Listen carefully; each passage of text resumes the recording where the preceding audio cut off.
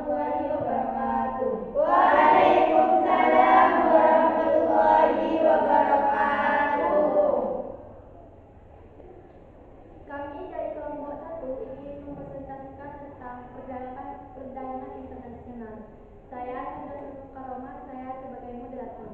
Dan saya Maramelia sebagai pemakai. Saya Najwa Ismail Pura sebagai moderator. Baik, saya pasrahkan kepada Pak Materi.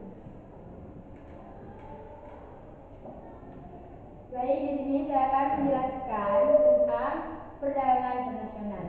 Perdagangan internasional merupakan suatu aktivitas perdagangan yang dilakukan oleh dua negara yang berbeda.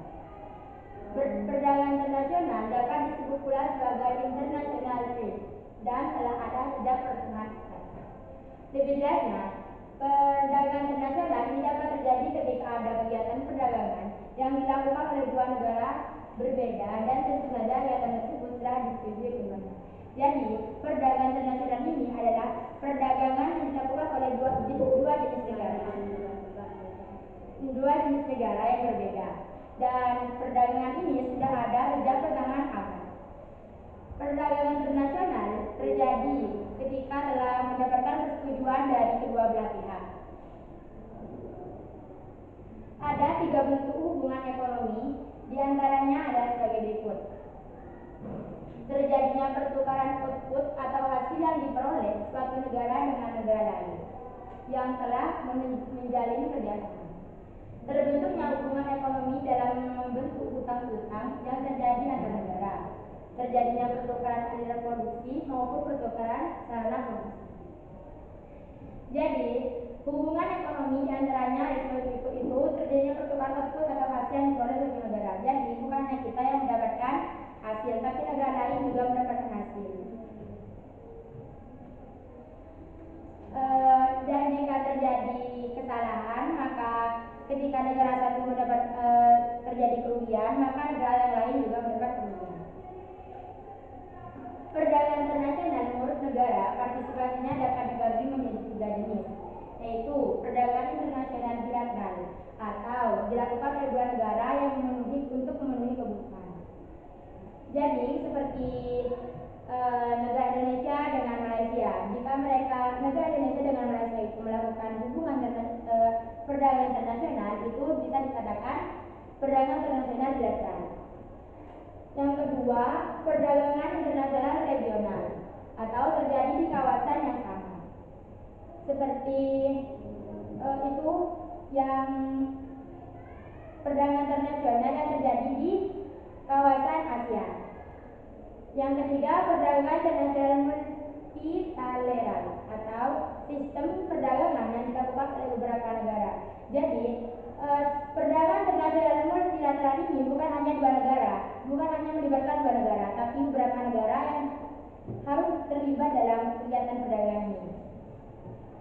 Sedangkan menurut bentuknya, perdagangan internasional dibagi lagi menjadi beberapa jenis, yaitu berupa ekspor dan impor, konsinyasi, trade deal, border crossing, dan lainnya.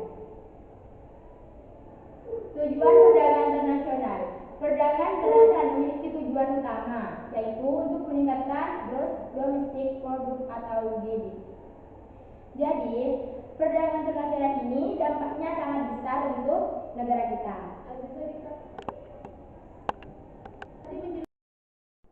Selain tujuan utama tersebut, perdagangan internasional juga memiliki beberapa tujuan lainnya. Yang pertama, memang perdagangan internasional ini memiliki banyak sekali tujuan, tapi kali ini kami akan menjelaskan 2 saja. 1. Menaikkan devisa negara. Tujuan yang pertama dari kebijakan perdagangan internasional adalah guna menaikkan devisa negara. Bagaimana caranya? Yaitu melalui pertukaran perdagangan dengan cara mengimpor atau mengekspor barang yang ada di dalam negeri ke luar negeri, dan begitu pula sebaliknya. Apabila devisa negara meningkat, maka akan menyebabkan beberapa hal. Nah, jadi tujuan perdagangan internasional yang pertama itu untuk meningkatkan devisa negara, atau devisa itu bisa disebut dengan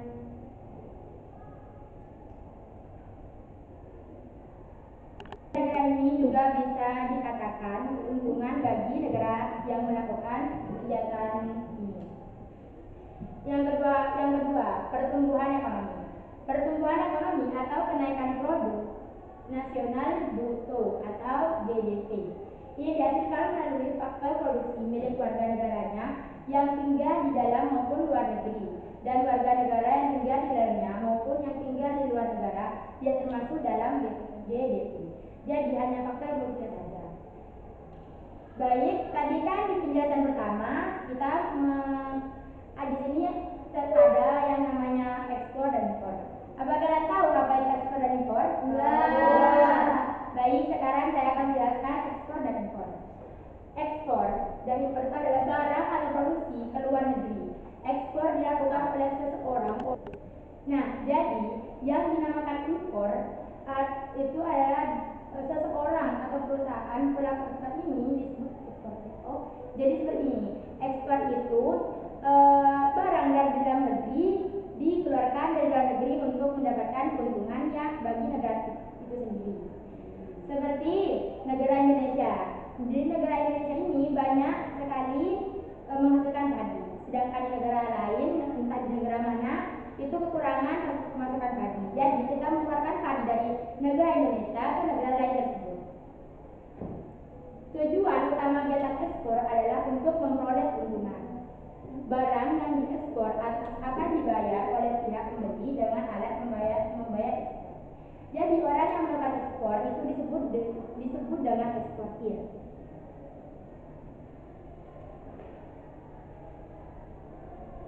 Itu pada ekspor lagi. Nah, yang kedua itu ada impor. Impor merupakan kegiatan membeli barang dari luar negeri. Seseorang atau badan yang melakukan impor disebut importir. Sedangkan importir membayar barang yang dia beli dengan mata uang asing. Importir dapat menukarkan uang rupiah mereka dengan mata uang asing di bank dalam negeri. Selanjutnya digunakan untuk membayar barang yang diimpor. Jadi kalau tadi ekspor itu dari dalam negara ke luar negara, kalau impor itu dari luar negara ke dalam negara masuk ke negara. Orang yang melakukan impor itu disebut dengan importir. Apakah kalian sudah mengerti apa itu ekspor dan impor? Iya.